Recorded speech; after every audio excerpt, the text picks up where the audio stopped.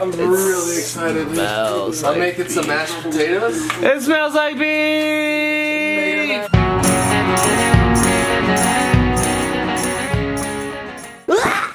Bubble gum. Look at this fucking parade of burgers. It's the parade. Walmart sells bubble guns. It's gonna be so good. We need to buy that. They're gonna be so ooey gooey. I'm so excited. Much excite.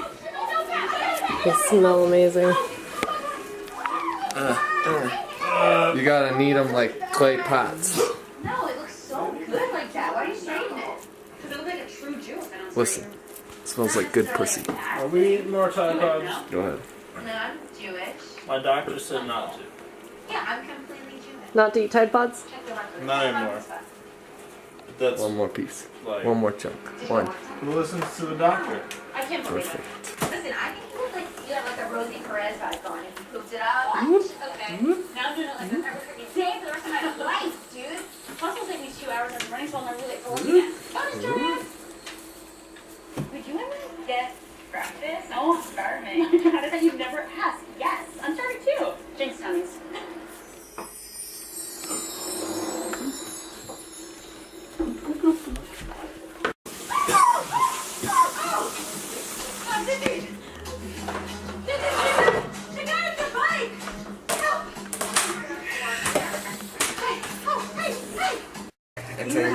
Well, because I know one of the, I bet Arlen or one motherfucker's gonna find the attack wards. They've got to figure out how to write them, and then they're gonna Well, be they don't. They still remain bitches. It's Arlen. That's why Arlen's the deliverer of the whole other people, is because none of them even. because they're all bitches. They're all bitches, Yeah. and he just like. He's the one that's he will like, "Don't be a pussy, single-handedly, guys." Like, does all this shit. My and mom then- died. and They then got when killed by demons. Wait until he meets the same people, and then it's like, holy shit, this is all.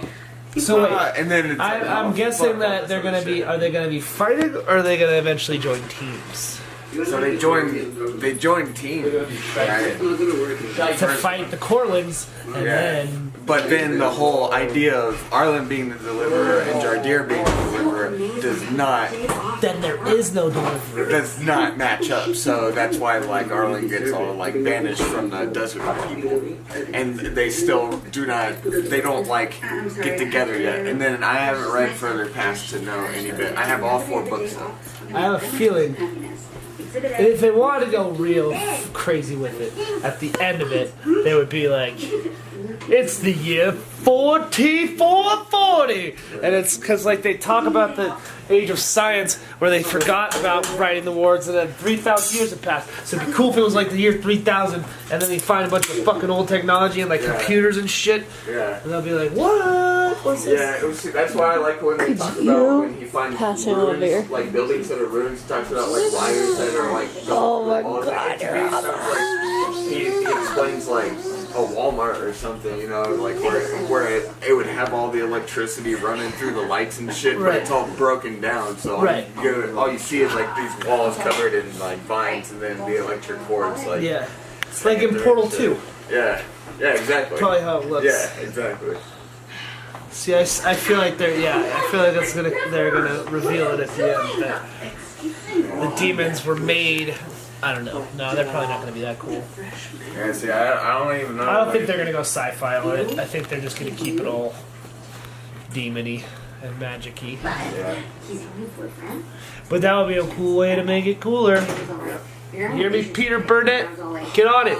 Get on book 6, you queer. What's the name of the book you're talking about?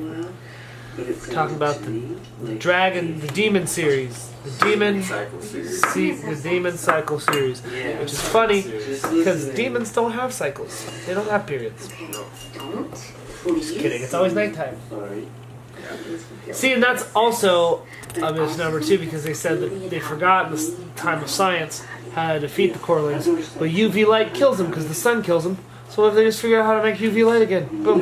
Or Expelliarmus, whatever the fuck you want to call it. It's the ward magic. It's just fucking. They're gonna find flashlights and they're gonna be able to fucking burn them. Mike.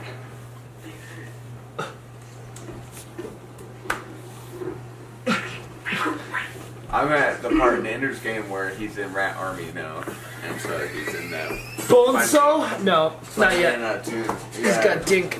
You got Dinky too. First he's in Dinks, and then he goes to. No, he's in Rap. Is it Salamander the He starts Bonzo? off in Salamander Army. So he's in Rat Army with Bonzo now, right? Is Bonzo his leader? Bonzo's the leader. See, and I love how Orson Scott Card does that, because you'll keep reading that story, and then, like, eventually he'll be like you'll read it and be like, you mean Bonzo Madrid? And he's like, no, stupido, it's pronounced Bonzo, and he like pronounces it, and so it's like, but like the whole time you're reading it, Bonzo, Bonzo, Bonzo, Bonzo, and then all of a sudden you're like, oh god, I'm like, in the Bean series, there's a character called, Achilles is how it's spelled, but then like halfway through the second book, it's like, it's pronounced Achille. Like, it's French, Achille. And so I was like, this whole fucking time I'm calling him Achilles? Like, I can't unchange the character name in my brain now. How Orson Scott Card does that. It fucks with me. It makes me mad. It's great. No, I see a lot of parallels with Ender's Game and the Dragon Cycle series. I really like the game that he plays on his desktop where he finally was able to figure out how to kill It's a giant's drink, bruh. the giant's drink. That's what they're. Yeah, dude. And there's all the mice. And There's the then, 2 shot glasses. yeah, dude. Keeps dying. Have you gotten to the part where he beats the giant yet?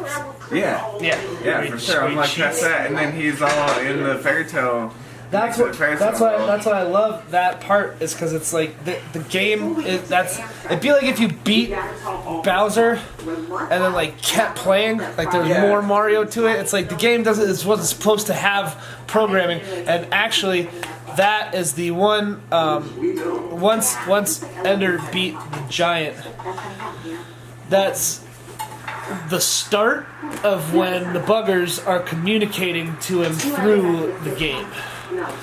So, and they start reaching to it, like, so what happens is hive queens are a hive mind, and so whenever they make a new queen, they like basically like pull a spirit, and I think I call it like an aulia or something like that. It's something Portuguese, but they pull a spirit from the ether, and they just put it into a hive queen, and then that's how it's made, and like that's how they can communicate telepathically and all this and the other. So you think that the fairy tale game is that the very next part of the game is the buggers communicating? So what happened is, and they don't explain it to you until Speaker for the Dead series and the Ender series. What they did is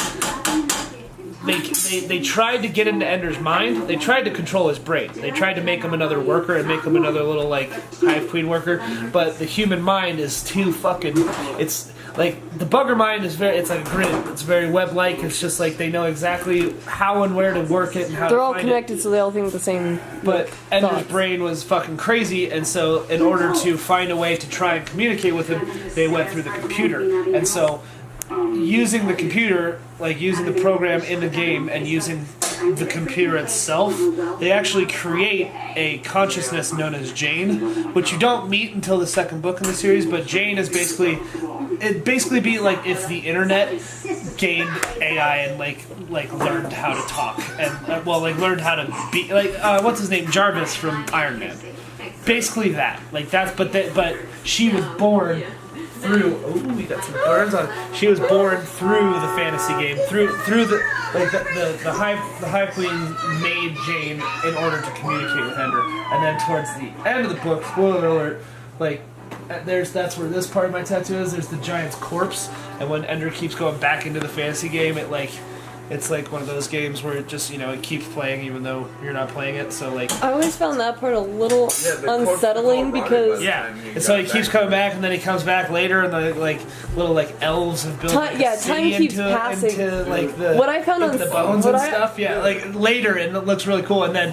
basically at the end of the book, like they're traveling and searching all these, like trying to discover all these bugger worlds and doing all this stuff after. Spoiler alert, the threat has been finished, and they finally get to this one planet, and all of a sudden there's a bunch of like statues and stuff of shit from the fantasy game. So it's like there's the jungle gym with the wolf killed children, and there's and there's the giant's corpse, and that's where this part of my tattoo is. It's the stone giant's corpse, because what they did is the buggers they knew that Ender was going to maybe get there eventually, but they don't have a language, so they had no way to kind of communicate with him. They don't know English, they don't know how to talk, and so the only way they knew was to use this imagery that he had in the fantasy game. So they did that, and then they make the building at the end of the world, and they find they do all this stuff so that eventually he goes to that spot in the game where he can't beat it, basically, where he stops playing the game, and then he looks. Have you gotten to the part where he's looking in the mirror and Peter's face comes back, looks back at him? And stuff? No, and the last part of the game he played was where he jumped off the cliff. Yeah, and then it's it's the end of the world is what that place is called. Yeah, I always like that part too, because I like when places are called the end of the world. Yeah, exactly. Then he goes to the castle at the end of the world, and there's just there's a mirror. And he first he looks into it and he turns into Peter, and so he doesn't want to turn into Peter, and he breaks it, and then snakes eat him and stuff. Anyway, at the end of the book, he goes and goes to that same spot, and there's a hive queen baby, and so it's like Ender's redemption. It's they spelled it out for him. They showed him how to find this baby, and so that he can How to rebuild. redeem. Because basically, by the end of the book, Ender had no not only were the buggers peaceful, but they were sentient and they were smart and intelligent and willing to work with us, and we just fucking killed them. And Ender didn't even get a chance to not. They just the teachers used him and fucking. That's why it's one of my favorite books. And then of course the side series always feel great too, because you probably haven't you haven't even met Bean yet. Yeah, you don't get to meet Bean until Ender gets his own army. So you still got until he gets the dragon army, before you get to even meet Bean. And Bean's one of the coolest characters. He's like the Neville in Harry Potter. He's the side character that couldn't the story couldn't exist without him being a huge part of it, but it's all behind the scenes. And then on the Bean series, Ender's Shadow is a cool book. If I can find a copy for it, I'll try and get it for you too, because reading Ender's Shadow and Ender's Game at the same time, they're parallel novels. So I have they the audio read at book. the exact same timeline. It's just you get to see Battle School through Bean's eyes, and Bean's basically smarter. He's a genius. He's a super genius, but he's so smart he can't really lead an army. He's Ender's second-hand man, because he knows and is smarter than Ender, but Ender has the charisma to lead the armies and stuff. And I love that dynamic that they throw into the books too, because it's not everyone can be a fucking leader.